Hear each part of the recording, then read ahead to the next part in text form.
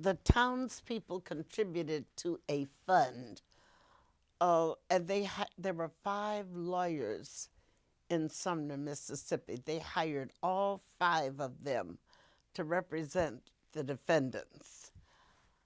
And the defendants, they were enjoying the best days of their lives, really. They were the center of attention, and the whole town was supporting them. The defendants they were babysitting their 2 sons. Each of them had 2 sons. And the kids were playing and laughing. And the mother of both men, she was coming around, uh, wiping their brows and fanning them. And oh, it was quite a scene, quite a scene. When we got to the courtroom, they forgot we were black, and they forgot that there was no place for us to sit in the courtroom.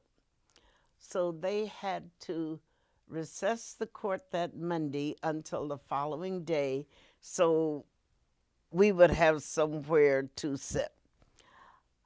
And they built a table. I guess it was pine. It smelled like it was pine. And this table was so rough until everywhere my arm would go, it would leave, it would pick my dress, and if I wasn't careful, I'd have splinters in my arm. We brought newspapers the next day to line the table so we wouldn't uh, be all full of splinters. We worked out a plan. If the people get rowdy in here, the whites, the plan was that one of the reporters would sit in the window. He would jump to the ground, and one of the other reporters would hand the 4 or 5 women out to him. Then everybody else, you're on your own. You get out the best way you can. We had to go about 3 blocks to get to a little black restaurant. And if you needed to go to the bathroom, you just had to hold up until you could get to that little eating place. But the defendants, they could use the judge's chambers, and they did. At will, they would walk up and around and go into the judge's chambers and relieve themselves and come back. And every comfort was afforded them that was possible. It was approximately 118 degrees. Uh, that was the way the temperatures were running. And that was the outside temperature. Now, inside, I don't know what the temperature was. I just don't know. But the hate was so thick until you could feel it.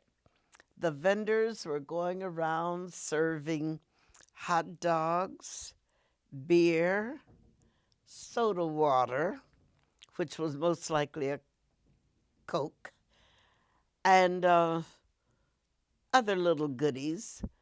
And we would raise our hand for something, and they would practically spit in our faces. We could not, they wouldn't give us anything, and we couldn't buy anything.